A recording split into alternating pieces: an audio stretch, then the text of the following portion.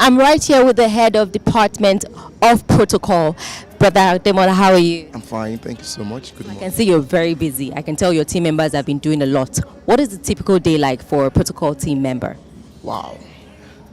Well, the truth about it is that protocols, as we are privileged to serve in the department, and we are all sold out. You just have to have time because you can be called upon at any time.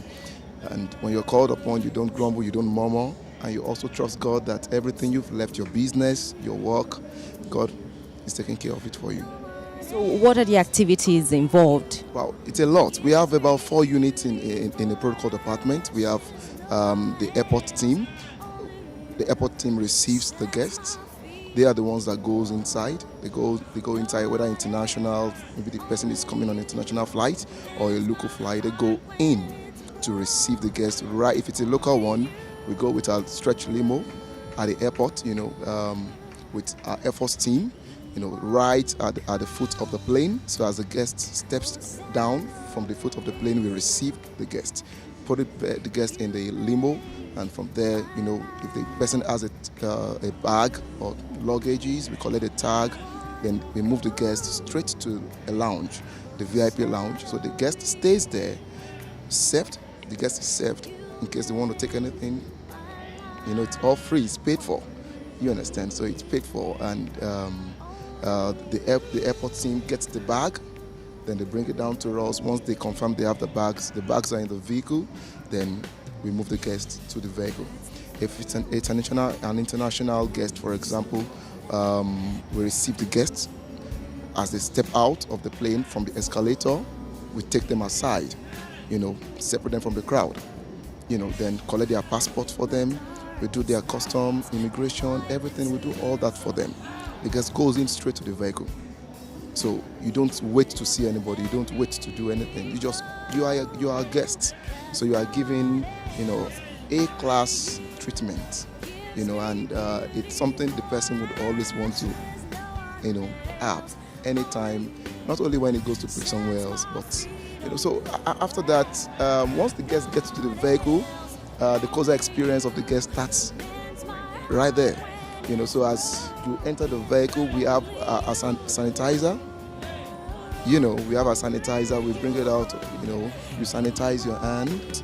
Then you give them the event brief. The event brief asks everything about the program. Everything. Talk about everything about the program. The time when it will be picked up. The number of days they're preaching. Everything about Coza. Everything about our senior pastors. They have everything in the event brief. Then after that, of course, I must say this also, the vehicle is loaded and padded with drinks. Do you want room temperature? It's there. Do you want cold? It's there. Do you understand? Then after that, we wait for the luggage. Once the luggage arrives, we put the luggage in another vehicle. We don't open the boot while the guest is in the vehicle. It's honor. That's honor. Protocol is a lot about honor. So then after which, once we're good to go, then the convoy moves. Then now one of us is a communicator, begin to communicate with the hotel team and the hospitality team of the church. So giving them real-time updates about where we are, how close we are to them, and when we get to the hotel knows us already. God has given us favor. We don't let our guests go through scanner, passing phones. No, you just walk in. You walk in, everything just automatic. One of the security team is by the elevator to make sure the elevator does not stop anywhere else but the floor we are going. That's the level at which our senior pastor has taught us. Then after that, we usher them to their room. Then that way, hospitality team takes over.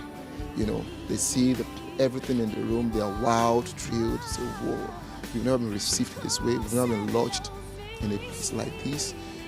Then when it's time to come for service, of course, we do a reminder before we leave, telling them we'll be back at so time to pick them for service. And an hour before then, our presence is made known in the hotel. They know we are around. That really says a lot about honor. So in all of these activities, how do you and your team members also partake of the word and church? Wow, well, that's the truth be told, we actually most times don't even listen to the message during the service, even when there's no program. because that's going to be divided attention when you are listening to the message and you are thinking of order in the service. So what we do is we have a service review. Every member of the department must get a message. It's part of the sacrifice from the members. You must get a message, then you must listen to it. Then departmentally wise, in our meeting we have a review time which we review the message. And we have our WhatsApp page, we have a Facebook page where we share, we communicate with ourselves. So we don't miss out, And some of us get audios.